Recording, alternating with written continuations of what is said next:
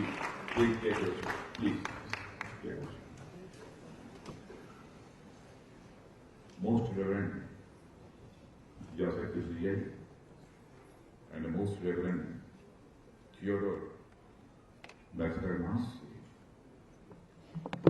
Reverend Kumar Swami, Most Reverend Brigadier Mark Stevens, and Dr. Udit Rai, ladies and gentlemen. I will deliver my speech in Hindi. I think that is not all matter. सबसे पहले तो मैं पूरी राज्य के प्रति आभार व्यक्त करना चाहता हूं और डिसूजा जी के प्रति इस स्पिरिचुअल लीडर्स की कॉन्फ्रेंस में मुझे आने का अवसर दिया और इस ऑगस्ट गैदरिंग का मुझे भी पार्ट बनने का अवसर दिया। इसलिए मैं आभार व्यक्त करता हूं।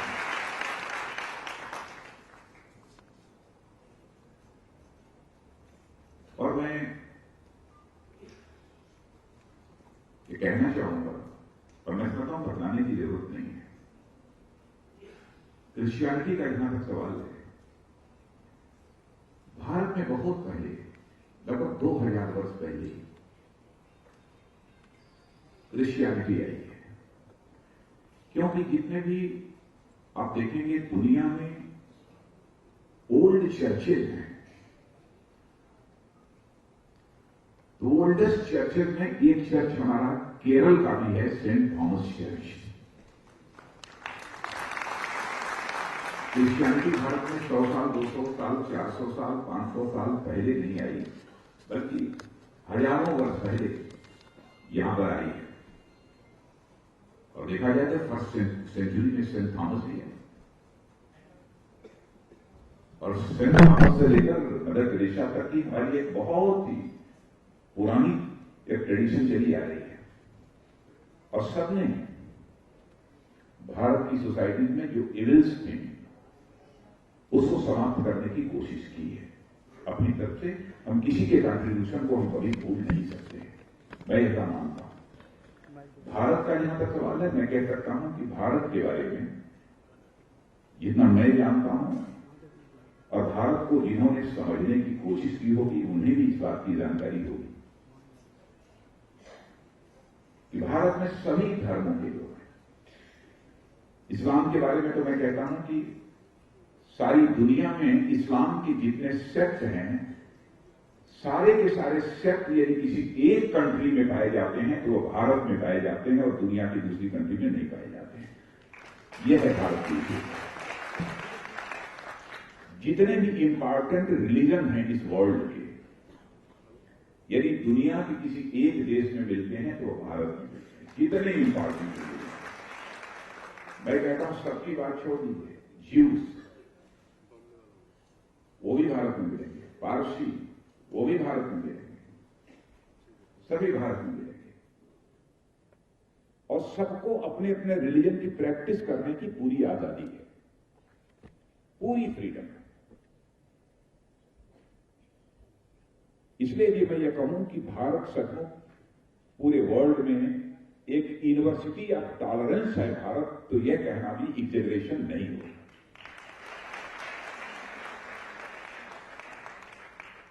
क्योंकि हम पीसफुल एग्जिस्टेंस यदि हम सोसाइटी में चाहते हैं तो पीसफुल एग्जिस्टेंस के लिए यह आवश्यक है कि टॉलरेंस होना चाहिए। भारत के बारे में, भारत का डिवीजन 47 में रिलीजन के बेसिस पर हुआ। रिलीजन के बेसिस पर भारत का डिवीजन होने के बावजूद आपने देखा होगा कि हमने भारत को थियोक्रेटिक स्टेट नहीं होने दिया, बल्कि Bharat is a secular state. जो एक दूसरी कंट्री अलग हुई उसने अपने को थियोक्रेटिक स्टेट घोषित कर दिया, लेकिन भारत ने अपने को कहा कि हम थियोक्रेटिक स्टेट नहीं है बल्कि हम एक सेकुलर स्टेट। कभी कभी क्रिश्चियन कम्युनिटी से भी लोगों की कंप्लेंट मुझे भी मिली है कि साहब रिलीजियस परसिक्यूशन हो रहा है। चर्चेस के ऊपर अटैक हो रहे हैं।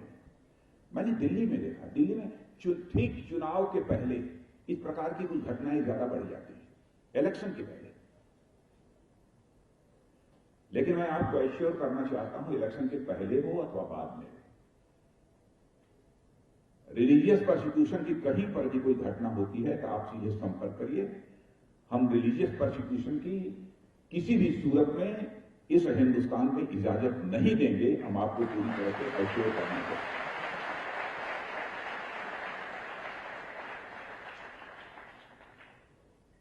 या किसी भी सूरत में यह इजाजत नहीं दी जा सकती, क्योंकि भारत में तो हम लोग ये मानने वाले हैं, हम ये कभी क्लेम नहीं करते कि मेरा ही रास्ता सही है। हम तो कहते हैं मेरा भी रास्ता सही है, आपका भी रास्ता सही है, और इसके अलावा भी कोई दूसरा है तो उसका भी रास्ता सही है।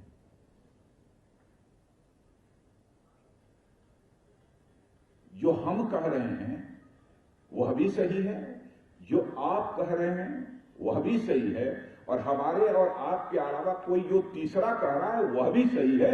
ये इस धारणा के लोग हमारे भारत में रहते हैं। टॉलरेंस इस सीमा तक भारत में है।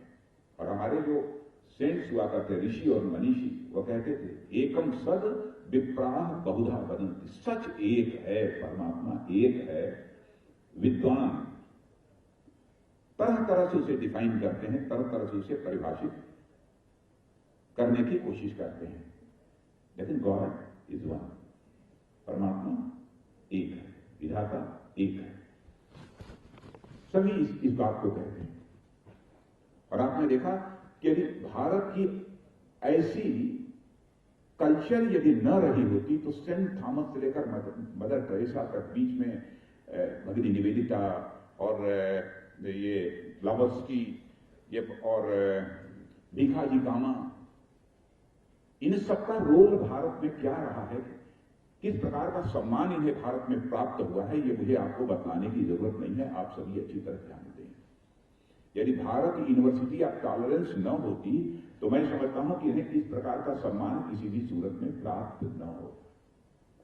यह भारत की विशेषता है। इसीलिए मैंने आपको एश्योर किया कि आपको कहीं घबराने की जरूरत नहीं है, कोई चिंता करने की जरूरत नहीं है। अभी डिसूजा जी से मैं कह रहा था, कहीं पर कोई कंप्लेंट आती है, कुछ आती है, आप जानकारी दीजिए। हम किसी को रिलीजन के बेसिस पर डिस्क्रिमिनेशन की किसी भी सूरत में इजाजत नहीं दे सकते हैं, नहीं, किसी भी सूरत में नहीं।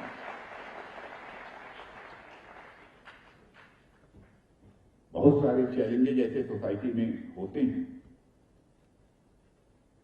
उन चैलेंजेस को भी हमको मीट आउट करना है तो हम सभी को साथ मिलजुल कर ही उन चैलेंजेस को मीट आउट किया जा सकता है। अब जैसे अशिक्षा के सवाल पर यदि मैं कहूं तो हमारे भारत के कॉन्स्टिट्यूशन में आर्टिकल 29 के अंतर्गत रिलीजियस माइनॉरिटीज को भी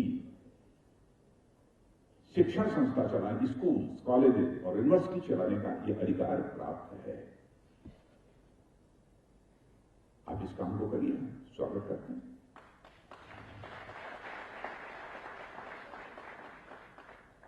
लेकिन बराबर भारत का जो कल्चर है, जो भारत की संस्कृति है,